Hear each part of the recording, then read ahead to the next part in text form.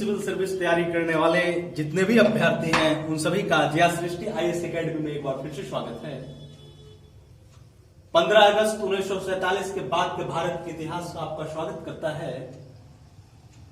मुझे यकीन है कि जितने भी तैयारी करने वाले हैं वो सारे प्रिपरेशन होकर के आए होंगे इस हिस्ट्री को सुनने के लिए। एक ऐसी इतिहास है जो अक्सर किताबों में बताई नहीं जाती, लेकिन जानने के जब आप जिज्ञासु हैं तो कंटेंट कहीं से भी उपलब्ध हो सकता है। ये पाकिस्तान और भारत की बनने की कहानी उस समय की कहानी है जब हमारा देश का विभाजन हो चुका था। पाकिस्तान बनाने वाले मोहम्मद अली जिन्ना, जिसको पाकिस्तान आज कायदे आजम के रूप में याद करता है और कायदे आजम का दर्जा दिया, वो हकीकत है कि वो कर्म से कायदे आजम नहीं, वो कर्म से नजायज आजम थे, क्योंकि उसका कर्म ही ऐसा था। मेरे दोस्त सुनने वाले, कर्म ही प्रधान होता है। कर्म प्रधान विश्व रचि राखा जस करनी सफल चाखा। लेकिन जिन्ना अपने आप को मुस्लिम के नुमाइंदे कहते हैं। जिन्ना साहब, आज जो आप पाकिस्तान के लोग आपको सम्मान देते हैं, पहले तो आप जानिए कि मुसलमान ईमान का मतलब मुसलमान होता है, लेकिन आपने क्या किया है घटियापना, आपको कहनाने के लायक है। कितने बार इस वीडियो इस लेक्चर में आपका नाजायज काम का उपयोग होगा और आपने ऐसा क्यों घिनौना काम किया जिससे आपको इतिहास गालियां दे। कभी सोचा है इसके बारे में? आपके कर्तव्य आपके काम के कारण इतिहास नहीं, जब तक सूरज चांद रहेगा आपको गालियां मिलता ही रहेगा। आपको कभी बुलाया जा नहीं सकता, क्योंकि आप बुरे काम के प्रतीक थे जिन्ना साहब। दुर्भाग्य है, लानत है आपके देश के ऊपर कि आपकी सेना, आपकी मिलिट्री कभी एक्सेप्ट अपनी कमियों को नहीं करती, और तो और वो झूठ सच सिखाती है अपने आगे आने वाले पीढ़ियों को।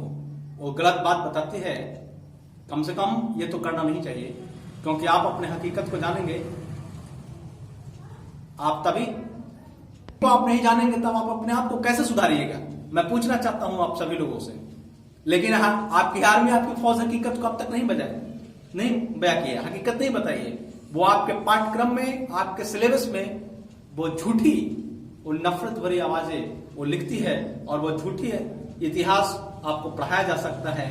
उसकी हकीकत, उसके एग्जाम्पल मालूम है। यहाँ पे कई सारे एग्जाम्पल आपको बताया जाएगा, आप जान जाइएगा। आप में कमियां हैं, आप पिछड़ेपन है, इसमें कोई दो मत की बात नहीं है, उसको सुधारा जा सकता है। लेकिन हकीकत और दुर्भाग्य की बात यह है कि आपकी कुछ भी सुधारने के लायक आपकी कमियों को बताया नहीं जा सकता है, ताकि आप सुधार कर सकें। ये बहुत दुर्भाग्य की बात है। मेरे पाकिस्तान को देखने वाले, पाकिस्तान के लोगों, इस बात में सुधार करना, और मेरी बात अगर सुनाई दे तो आगे से अपने आप को इम्प्रूव करने के लिए अपने शासन और अपने प्रशासन को जिम्मेदार ठहराना, और वो गलतियां कभी मत दोहराना जो गलतियां तुम्हारे लोगों ने, पूर्वजों ने कर दिया है। अगर पाकिस्तान बनाने वाले मोहम्मद अली जिन्ना ये कृत एक कर्तव्य नहीं किया होते तो जिन्ना को भी महात्मा गांधी की दर्जा दिया जाता, पूरे विश्व में उनका भी गुणगान होता। सिर्फ भारत नहीं, भारत तो आप दुश्मन मानते हो, पूरा देश उनको क्यों गालियां देता, पूरा विश्व गालियां क्यों देता है? क्योंकि उनका कुकृत्य ही ऐसा था। ये हिंदुस्तान की बनने की वो कहानी है जो अब तक कहीं नहीं गई। स्वागत है आपका इस लेक्चर में, इस लेक्चर सीरीज में। एक ऐसा लेक्चर जिसमें आपको बताएंगे, वो कहानियां बताएंगे जिनका जिक्र किताबों में नहीं है। आजाद हिंदुस्तान की वो कहानी जो समझे बगैर, जो सुने बगैर हम अपने देश को पहले 3 जून 1947 को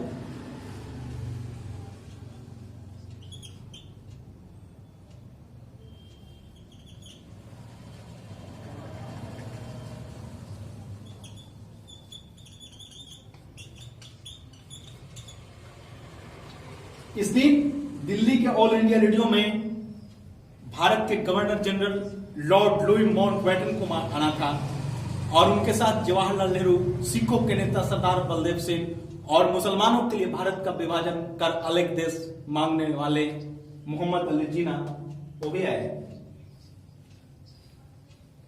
माउंटबेटन कहते हैं कि ये इम्पॉसिबल है, असंभव है कि जब तक भारत का विभाजन नहीं हो तब तक किसी भी देश को स्वतंत्र दिया जाए। इस पर कोई प्रश्न चिन्ह नहीं उठ सकता है कि एक कम्युनिटी मेजोरिटी है तो दूसरे कम्युनिटी के खिलाफ इस बिल को प्रस्ताव को पारित न कर सके। ये इम्पॉसिबल है, ये असंभव है। एक ही विकल्प है कि भारत का विभाजन होनी चाहिए, क्योंकि जिन्ना साहब दंगे को भड़काए थे, डायरेक्ट एक्शन प्रत्यक्ष कार्रवाई की घोषणा कर करके बंगाल से लेकर के पंजाब तक लगभग 5,000 से ज्यादा लोग मारे गए थे, पूरा देश अशांत हो चुका था। तो माउंटबेटन को लेबर पार्टी ने भेजा था, क्लेमेंट एटली प्रधानमंत्री ब्रिटेन में बने थे और उन्होंने ही भेजा था इनको। कांग्रेस में पंडित नेहरू के लिए बहुत ही भावनात्मक क्षण था मेरे दोस्त, बहुत इमोशनल था। वो कहते हैं ऑल इंडिया रेडियो पे आकर के कि भारत का विभाजन को स्वीकार करते हुए मुझे खुशी नहीं हो रही है, लेकिन मुझे इसमें संदेह भी नहीं हो रही है कि यही एक रास्ता है भारत के किसी भाग का स्वेच्छा से संघ से बाहर रहने का प्रस्ताव हम सबको अखरेगा, क्योंकि भारत टूट सकता था अगर स्वेच्छा से भारत कोई भी प्रिंसली राज कर सकता है कि हम अलग रहेंगे। तो इसके बावजूद अगर दूरदृष्टि से भी देखा जाए तो मौजूदा फैसला ठीक है, क्योंकि दंगे भी भड़क चुके थे। भारत को बांट के दो मुल्क बनाने की इस योजना को माउंटबेटन प्लान कहा जाता था, लेकिन इस माउंटबेटन प्लान से ऐसे बहुत लोग परेशान होने वाले थे जो भारत को बिखरते बढ़ते देख नहीं सकते थे। लेकिन इस ऐलान के एक दिन बाद ही इस कहानी में एक बहुत बड़ा मोड़ आता है। 4 जून 1947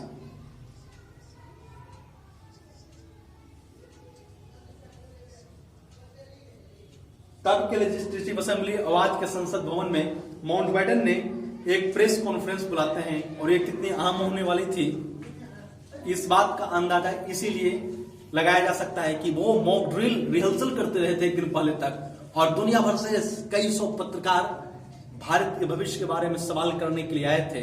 आप सोच सकते हैं होता क्या है। माउंटबेटन साहब आते हैं और रेडियो पे प्रेस कॉन्फ्रेंस करते हैं और वो कहते हैं सारे राजाओं महाराजाओं को कहते हैं, I sincerely mean when I से द पावर 1947। वो जून 1948 में ही पावर को ट्रांसफर करने का ऐलान करना था, लेकिन वो 15 अगस्त 1947 को ही पावर ट्रांसफर करने का घोषणा करने से सारे लोग आश्चर्यचकित हो चुके थे। चौंकाने वाली थी कि पहले अंग्रेज 1948 में आजादी देने, जून 1948 में आजादी देने के लिए कहे, लेकिन 15 अगस्त 1947 को ही आजादी की घोषणा कर दिया। पर सवाल एक था कि आखिरकार कितने मुल्क आजाद हो रहे थे, 2 या 565 मुल्क आजाद हो रहे थे। ये बहुत बड़ा प्रश्न चिन्ह था, क्योंकि 565 देशी रियासत के राजाओं ने अपना रंग ढंग और चाल चलन कुछ और अपना लिया था, एक स्वार्थ की भावना। 15 अगस्त 1947 15 अगस्त 1947 को जो 2 देश आजाद हो रहे थे, 2 या 565, ये न सिर्फ एक प्रश्न चिन्ह था। इतिहास की किताबों में इस बात का जिक्र तो आपको कम मिलेगा, लेकिन इस देश की आजादी से कुछ ही दिन पहले महात्मा गांधी, जवाहरलाल नेहरू और सरदार पटेल के सामने जो समस्या बहुत बड़ी थी कि इस सांप्रदायिक हिंसा को कैसे रोका जाए, जो जिन्ना साहब ने आग लगवा दिया था, भारत के खूबसूरत चेहरे को बिगड़ने से कैसे रोका जा सके, ये बहुत बड़ा 2 प्रश्न चिन्ह था मेरे दोस्त। ये दूसरे फिक्र का कारण था, और इसका एक ही कारण था, लैप्स ऑफ पैरामाउंसी। बताएंगे लैप्स ऑफ पैरामाउंसी क्या होता है, लेकिन अंग्रेज अपना ढोल नगाड़ा कुछ और बजा रहे थे। वो कहते थे कि हम जो है से भारत को एक सूत्र में बांध दिए हैं। जब आपने भारत को एक सूत्र में बांध दिया तो 565 राज कहां से आ गए, छोटे बड़े मंझोले 565 रियासत है। अंग्रेजों का परोक्ष शासन था, इन राजाओं की अपनी फौज, अपना सेना, अपने कानून और कुछ की अपनी करेंसी भी होती थी। इन राजवाड़ों ने ब्रिटेन की गुलामी को एक्सेप्ट किया था, जिसे पैरामाउंसी कहा जाता था। लेकिन अब जब अंग्रेज जा रहे थे तो उन्होंने कहा कि अब पैरामाउंट भी खत्म हो जाएगी और सभी राजवाड़े अपने भविष्य को खुद तय करने के लिए स्वतंत्र होंगे। राजस्थान में सिरोही रियासत थी, तो उनके एक मौजूदा उत्तराधिकारी जो प्रिंस हैं वो कुछ लिखते हैं, वो कुछ कहते हैं और कहते हैं कि ब्रिटिश ने हमें संधि में बहुत अच्छा किया। Context of the treaty between Indian state and British and India था। आप सिरोही स्टेट की ही ट्रीटी थे 1823 की, तो कहते हैं it is a treaty of दोस्ती London, a treaty between two sovereign state, a treaty between two state, and उसके अंदर जितने भी it's was a treaty of friendship of equal status, that Sirohi state will respect the British rule, the British will respect Sirohi state, they will not interfere each other administration, and British guarantee to peace in India between Sirohi state and Britain। और इस बात इतने agreement होने के बाद ये लोग राजाओं को समझाते हैं ब्रिटेन को कि ब्रिटेन ने हमारे साथ ऑनेस्टी बरता, ईमानदारी बरता, उन्होंने कई दागा खारी नहीं की। तो मैं पूछना चाहता हूं इन राजाओं से कि आपके राज्य में रेजिडेंट क्यों रखते थे, आपकी अर्थव्यवस्था को कंट्रोल में क्यों रखते थे, जरा ये भी बताइए। और इन राजाओं के साथ अत्याचार अन्याय इन अंग्रेजों ने 1857 के विद्रोह में क्यों किया था। आप सब राजाओं को बताना चाहिए जो उसकी ईमानदारी को बता करके, और आप अपने देश के खिलाफ में बगावत कर रहे हैं किसी के कहने पे। ये इससे बड़ा तकलीफ और दुख की बात क्या हो सकता है। राजवाड़ों पर ब्रिटेन की पूरी हुकूमत रही, लेकिन जाने से पहले ब्रिटेन ने अपना सुर बदल लिया और ब्रिटेन कहता है कि वो रियासतें जो आजाद रहना चाहती है वो आजाद से रह सकती है। इसका नतीजा ये हुआ कि हमें आजादी तो मिल रही थी लेकिन देश बिखर रहा था, और पाकिस्तान वाले बनाने वाले मोहम्मद अली जिन्ना इस बात का पूरा फायदा उठाने में लग गए। उनका तो बस एक ही चाल था, भारत को कमजोर कर दो। क्योंकि भारत को एक देखना न सिर्फ अंग्रेजों को खलती थी, जिन्ना को खलते थे कि हम एक बगल में मजबूत पाकिस्तान बना करके रहे और भारत एक कमजोर देश बन करके रहे, और एक दिन हम दिल्ली में जाकर के अपना तिरंगा फहरा देंगे। लेकिन शायद जिन्ना साहब को यह नहीं माना था कि खोदा पहाड़ और निकला चुकिया। सोचे कुछ और थे और हो गया कुछ और।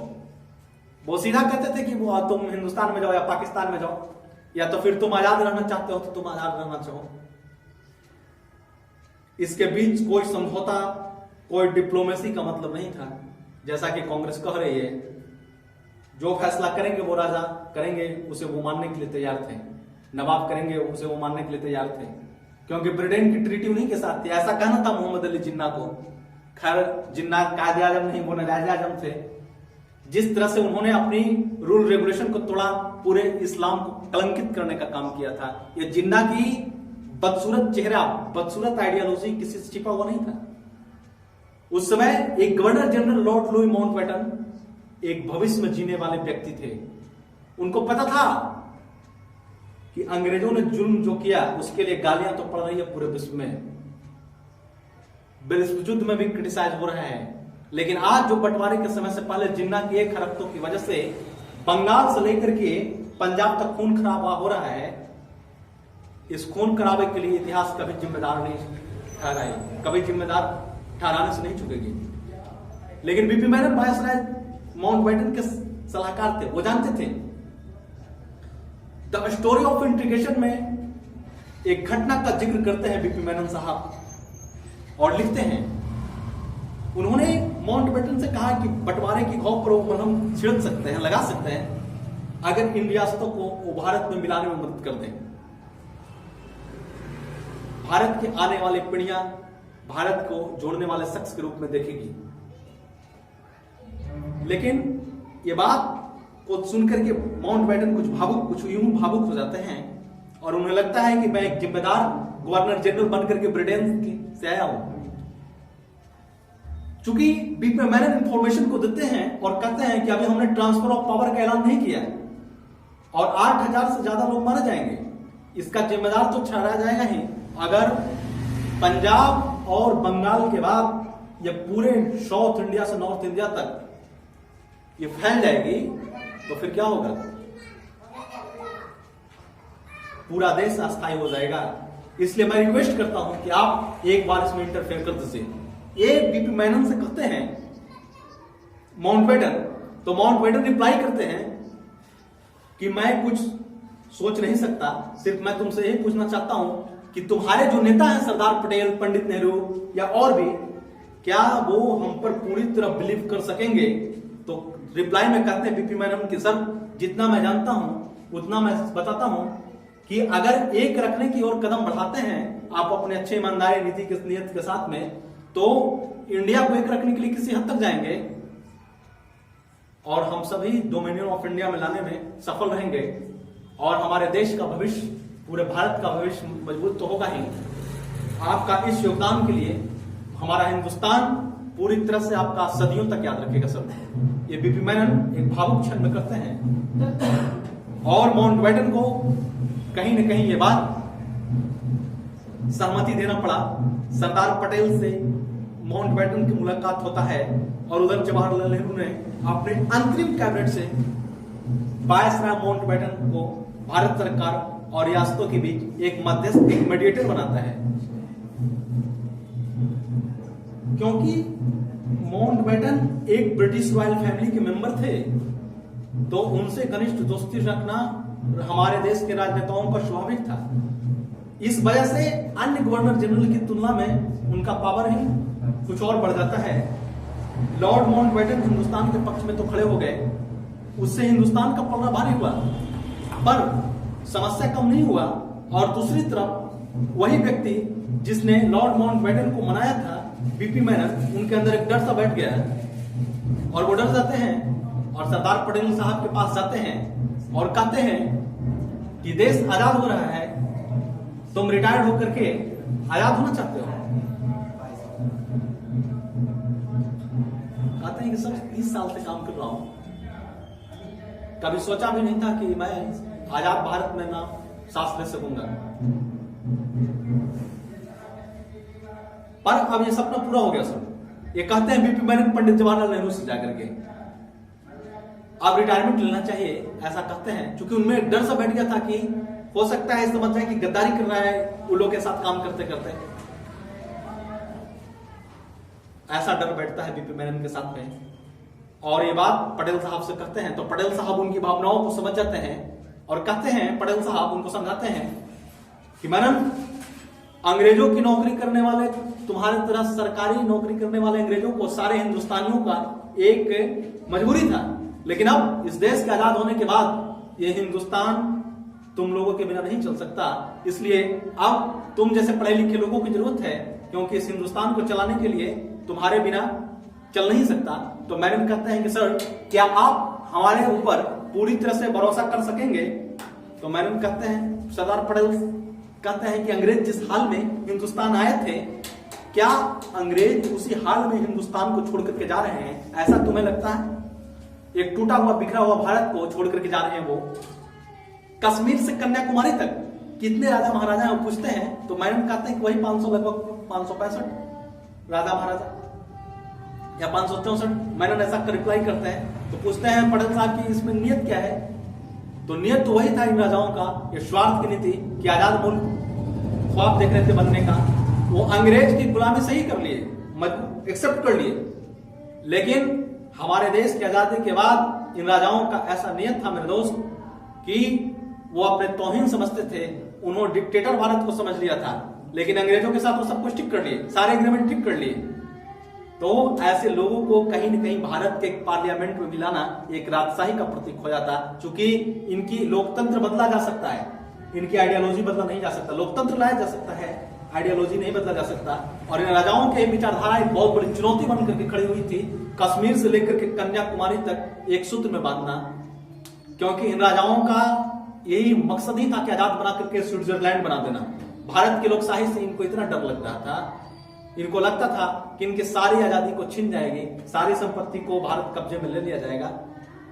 और सरदार पटेल, जवाहरलाल नेहरू और माउंटबेटन के देख रेख में इंस्ट्रूमेंट ऑफ एक्सेशन एक रियासतों को विलीनीकरण कागजात को तैयार करता है और राजाओं महाराजाओं को सबसे पहले इन्हीं कागजात पर हस्ताक्षर करने के लिए कहा जाता है। इंस्ट्रूमेंट ऑफ एक्सेशन एक विलय पत्र था।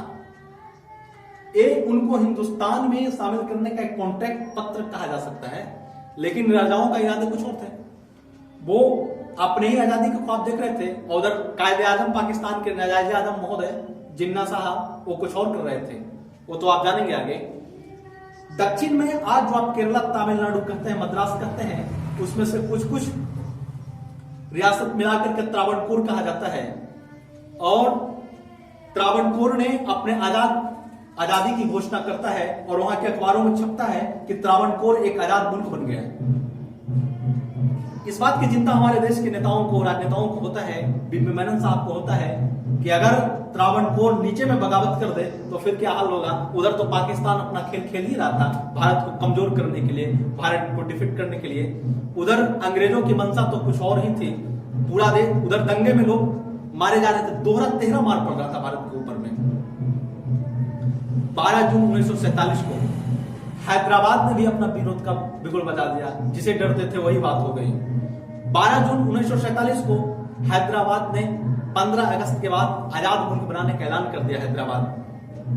हैदराबाद के अलग होने का मतलब था पूरे दक्षिण भारत का संबंध उत्तर भारत से जुड़ जाता, संयुक्त स्वतंत्र भारत का सपना बिखर रहा था। और देश और हालात की गंभीरता को देखते हुए रियासती मामलों के एक अलग मंत्रालय का गठन किया जाता है और सरदार उसके मंत्री बने और बीपी मेनन सेक्रेटरी बनते हैं। मंत्री बनने के बाद 5 जुलाई 1947 को सरदार पटेल ने ऑल इंडिया रेडियो के जरिए संपर्क साधते हैं और सारे देश के 565 राजा, चाहे छोटे हैं चाहे बड़े हों, सारे राजाओं को संपर्क साध करके और संबोधन करते हैं और कहते हैं कि हम सभी एक हैं, हम सभी देश के अंग हैं, आप सभी हमारे देश के ही एक राजनेता के रूप में हो सकते हैं भविष्य में। ये बस एक सहयोग है कि कुछ लोग रियासतों में रह रहे हैं, कुछ ब्रिटिश इंडिया में रह रहे हैं, लेकिन हमारा खून एक है, हमारे हित भी एक ही है, हमारा इंटरेस्ट भी एक है, हमें टुकड़ों में कोई नहीं बांट सकता, हमारे बीच कोई भी शर्त बाधा नहीं बन सकती। इसलिए मेरा सुझाव है आप लोगों से विनम्रता पूर्वक कि हम दोस्तों की तरह साथ मिलकर के कानून बनाए, न कि बेगानों की तरह अलग अलग कर करके और कोई कुछ बात करे और अलग अलग बात करे। जैसलमेर और बीकानेर, ये तीनों रियासतों को जनता में बहुत और असमंजस बन गया। कहीं ये राजा महाराजा गलत फैसला लेकर के पाकिस्तान में मिल जाए, इस बात का बहुत बड़ा वहां की जनता में डर था। और बीपी मेनन इस बात का जिक्र अपने किताब इंटीग्रेशन ऑफ इंडिया नामक की किताब करते हैं।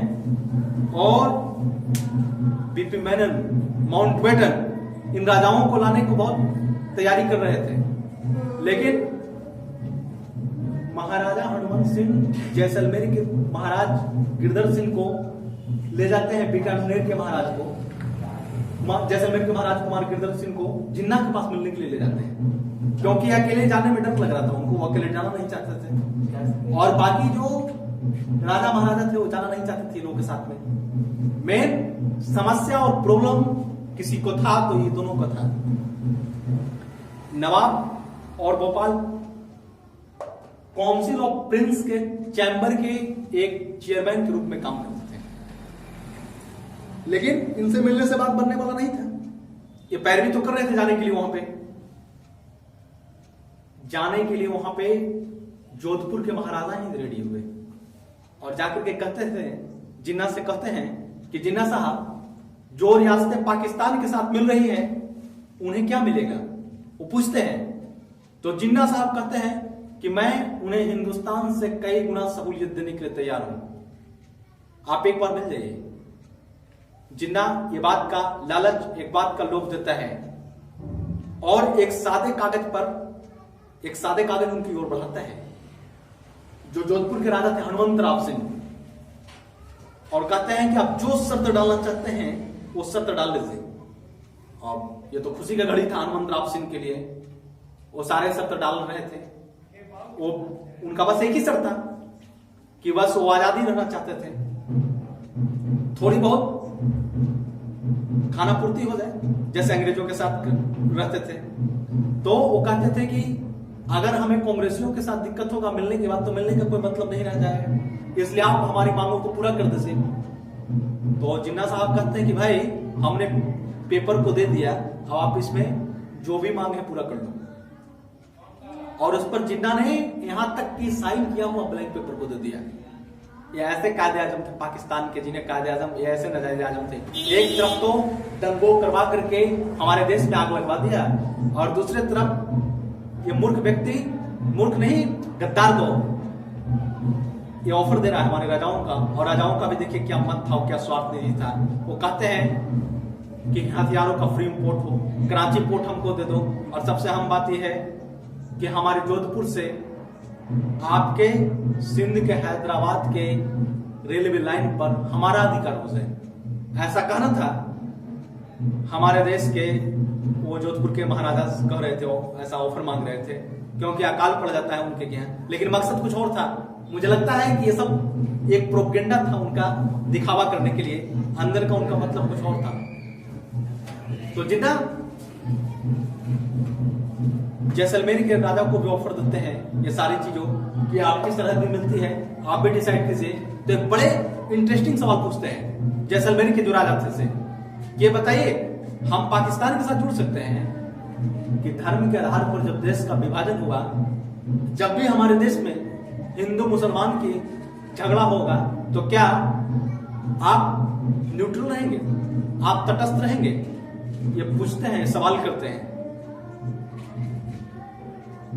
तो जिन्ना कहते हैं कि भारत की केंद्र सरकार वीक है, कमजोर है, ये झगड़ा फसाद ये कांग्रेस ने फैला दिया है। हमारे देश में तो ऐसा होगा नहीं, लेकिन पाकिस्तान में हकीकत क्या है वो तो 1971 में ही देख लिया कि क्या झगड़ा फसाद होता है। जिन्ना साहब की सपना ही रह जाता है और पाकिस्तान को दो टुकड़े हो जाता है, और वो हमारे राजाओं को, हमारे महाराजाओं को सुझाव दे रहे थे। जरा सोचिए पाकिस्तान की क्या करतूत था बांग्लादेश के ऊपर, जिन्होंने अपने लोगों को जुल्म किया, वो हमारे राजाओं को सपना दिखा रहा था। और एक गलत फैसला इन राजाओं के द्वारा उसका अंजाम, उसका नतीजा क्या होता वो तो आप सब देख सकते थे, हम सब देख सकते थे। कितना शर्म की बात था।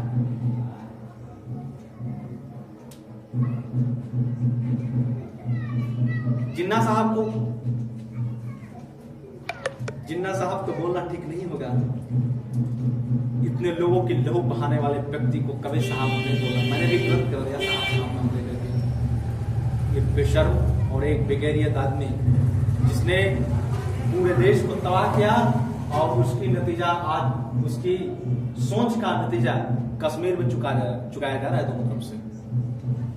ये सिर्फ अंग्रेज नहीं, ये जिन्ना अंग्रेज दोनों ही जिम्मेदार थे। हनुमंत राव सिंह कहते हैं कि ठीक है आपके ऑफर को मैं स्वीकार करता हूं, लेकिन इससे पहले हम अपने घर के लोगों से, हम सारे जागीरदारों से हम सलाह लेंगे। तो जिन्ना क्या करता है, उस पेपर को हाथ से छीन लेता है ताकि इस सेक्रेसी को मेंटेन जो अभी है, उस सेक्रेसी को उजागर न कर दे इस पेपर को लेकर के ये महाराजा।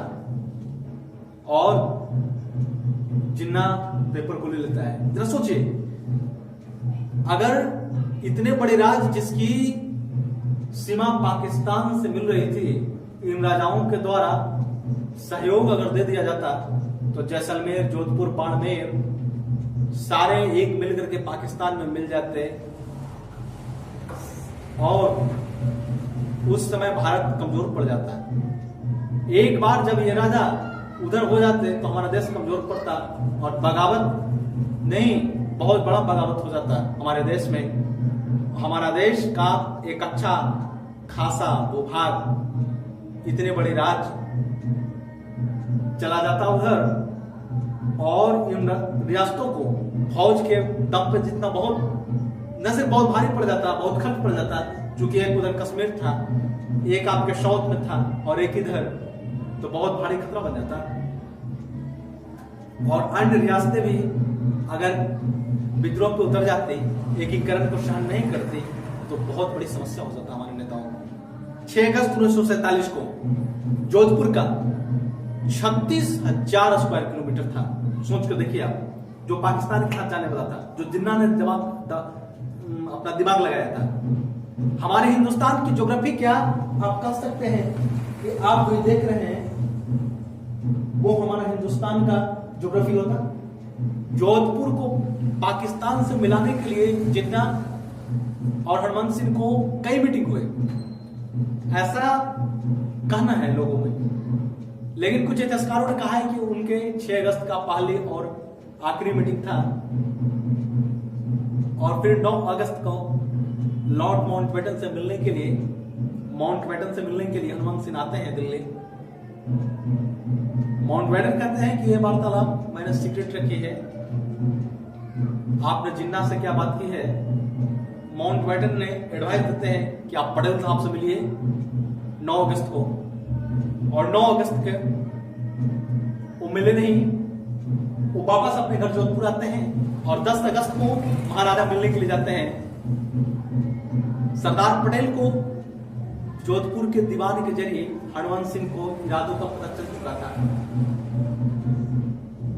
पटेल ने महाराजा हनुमान सिंह को दिल्ली बुलाते हैं, और जोधपुर को बचाने का पूरा दमदार, पूरी जिम्मेदारी पटेल साहब के साथ था। और पटेल साहब से मिलने के लिए जब हनुमान सिंह जाते हैं तो पटेल साहब कहते हैं कि मैंने सुना है कि आप आजाद रहना चाहते हैं, आप स्वतंत्र रियासत बनाना चाहते हैं। तो वो तो डर गए, उनको तो बोलने के लिए कुछ जुबान ही नहीं खुल रहा है। तो कहते हैं कि देखिए, अगर आपने नहीं माना तो आपको सबक सिखाने के लिए हमारे साथ ढेर सारे विकल्प हैं। पहले मुलाकात, फिर बात, और जरूरत पड़ी तो लात। ये सबकी व्यवस्था है, ये साम दंड भेद की व्यवस्था है। ये पटेल साहब ने बड़े नरमी से बता दिया। देखो मेरे भाइयों, सुनने वाले, डिप्लोमेसी, कूटनीति एक बहुत बड़ी चीज होती है। हर युद्ध हथियार के दम पे नहीं जीता जाता, हर शासन को हथियार के दम पे चलाया नहीं जा सकता, और बल से नहीं, दल से नहीं, बल्कि डिप्लोमेसी से। आपकी डिप्लोमेसी कितनी मजबूत है इस बात पर निर्भर करती है। अफगानिस्तान बनाने वाले, आजादी प्राप्त करने वाले वो तालिबानी बहुत बड़े लड़ाके हैं, लेकिन उनका कुछ भी नहीं चल रहा है आज, क्योंकि उनके पास एक अच्छा डिप्लोमेटिक नहीं, एक अच्छा राजनेता नहीं है। पटेल साहब कह देते हैं कि अगर जनता ने बगावत कर दिया तो आप हमसे उम्मीद मत रखिएगा। तो कहते हैं राजा कि जिन्ना साहब ने, हनुमंतराव सिंह कहते हैं जिन्ना साहब बहुत सारे रियायतें दे रहे हैं, तो पटेल साहब कहते हैं हम भी दे सकते हैं, लेकिन जब बात बिगड़ जाएगी तो फिर बात नहीं बनेगी, आप सुन लेना। ये भी चेतावनी दे देते हैं। कहते हैं कि हम जोधपुर को कच्छ के बंदरगाह के जोड़ेंगे, आपका रेवेन्यू में कोई फर्क नहीं आएगा, आप कराची पोर्ट के लिए मत मरिए, आप मेरी बात को सुनिए, आप मान जाइए, वरना आपको इलाज करने के लिए बहुत सारे उपाय हैं हमारे पास में। महाराजा हनुमान सिंह उनके सामने तो कह देते हैं हाँ भाई सब ठीक ठाक है, हम कोई बात नहीं है, चिंता करने की बात नहीं है, हम आराम से मिल जाएंगे। और वो उनको दिलासा दिलाते हैं कि हम जाते हैं और माउंटबेटन से मिलते हैं, और वहां विनय पत्र, जो इंस्ट्रूमेंट ऑफ एक्सेशन कहा जाता था, उस पर हम सिग्नेचर कर देंगे, वहां पर साइन कर देंगे, और अपने राज्य को भारत इंटीग्रेटेड इंडिया में शामिल कर देंगे।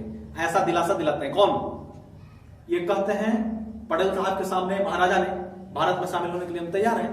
को सुबह 10 बजे महाराज हनुमंत सिंह वायसराय लॉज पहुंचते हैं, जो आज का राष्ट्रपति भवन है, और वो पिस्टल टांग देते हैं और कहते हैं कि मुझे किसी प्रकार के समझौते पसंद नहीं है, और पिस्टल भी मेनन साहब पे टांग देते हैं। और मेनन साहब कहते हैं कि आप बच्चों वाले हरकत मत कीजिए। तो कहते हैं कि अगर तुमने जोधपुर के साथ कोई भी गद्दारी किया तो मैं तुमको गोली मार दूंगा, मैं तुम्हें शूट कर दूंगा। तो मेनन साहब समझाते हैं कि देखिए आप पिस्टल टाने हुए हैं, आप पिस्टल को हटाइए, आप समझौते को रद्द कर सकते हैं, समझौते को जारी रखिएगा या नहीं ये आप पर निर्भर करता है। तो निकलते हैं उधर से। हमारे माउंटबेटन साहब कहते हैं क्या कर रहा हो, क्या हो रहा है वहां पे? तो बीपी मेनन साहब कंप्लेन करते हैं कि सर ये तैयारी कर रहे मुझे गोली मारने का। तो कहते आप चिंता मत कीजिए, ये एक यंग मैन है, एक अभी नौजवान व्यक्ति हैं। तो जो हनुमंत राव सिंह थे, जो राजा महाराजा थे, वो पिस्टल को गिफ्ट में दे देते हैं, सर ये खिलौना था, मैंने डराने के लिए ऐसा किया था। तो उसके बाद बात वहां पे बनती है और वो हस्ताक्षर कर देते हैं और वहां पे हस्ताक्षर कर देते हैं इंस्ट्रूमेंट ऑफ एक्सेशन पे और भारत को शामिल कर लेते हैं। मैंने लिखता है कि महाराजा के पास जो पिस्टल था वो हकीकत था और मुझे मारने के लिए शूट किया था, लेकिन हकीकत बात कुछ ऐसा है, कहा जाता है कि वो पिस्टल खिलौना था जो बटन दाबने पे खुल जाता है। महाराजा ने वो शब्द इसलिए कहे थे कि मैनन कुछ भी कॉन्सेशंस देने के लिए तैयार नहीं थे मैनन साहब। तो इस वजह से हनुमंत राव सिंह गुस्से हो जाते हैं और वो मैनन के ऊपर पिस्टल टांग देते हैं। आजादी से सिर्फ 4 दिन पहले महाराजा हनुमंत सिंह ने इंस्ट्रूमेंट ऑफ एक्सेशन पे दस्तखत सिग्नेचर कर देते हैं, लेकिन महाराजा का असली इरादा क्या था उस पर आज भी संदेह है कि आखिर उन्होंने पिस्टल क्यों टाना। आज का लेक्चर इस सीरीज को यहीं समाप्त किया जाता है। जय सृष्टि आईएएस में एकेडमी में आपका स्वागत करता है। एक के बाद एक सारे सीरीज, सारे राज्यों का समस्या है, अभी हैदराबाद, जूनागढ़, सभी का एक के बाद एक बनाया जाएगा, आपको बताया जाएगा अभी से लेकर के। आज थोड़ा डिस्टर्ब मैं फेस कर रहा था, हो सकता है डिस्टर्बेंस, अगल बगल में शादी वादी हो रही थी डीजे बैंड बाजा के कारण, तो मैं पूरी तरह से आपको वीडियो नहीं दे सका, तो कहीं कहीं गड़बड़ा जा रहा था। लेकिन अगले बार आपकी वीडियो सारे सीरीज का पूरी तरह से मिलेगा। और आजादी से 1 दिन बाद जोधपुर शामिल हो गया, लेकिन 4 दिन पहले भारत का नक्शा ही कुछ और था। जिस तरह से एक राज्य बगावत कर रहे थे, तो एक के बाद एक सारे राज्यों का इंटीग्रेशन हो जाता है और हमारे देश की समस्या समाप्त हो जाता है। और अंततः पटेल साहब को बिस्मार्क रक्त और लौ की नीति अपनाने वाले बिस्मार्क की दर्जा दिया जाता है, ऐसा कहा जाता है। अगली बार आपको बताए जाएंगे कि और राज्यों के साथ क्या होता है। तब तक के लिए धन्यवाद, बहुत बहुत धन्यवाद। लेकिन जिन्ना की इस करतूत को भुलाया नहीं जा सकता। पाकिस्तान वाले को ये जानना है हकीकत कि आपके कायदे आजम, जिनको नाजायज आजम कहने का श्रेय जरूर जाता है, जिस प्रकार से उन्होंने षड्यंत्र को रचा, जिस प्रकार से उन्होंने साजिश को रच करके इसी भारत को धोखा दिया, ये शर्म की बात नहीं तो और क्या है। नमस्कार।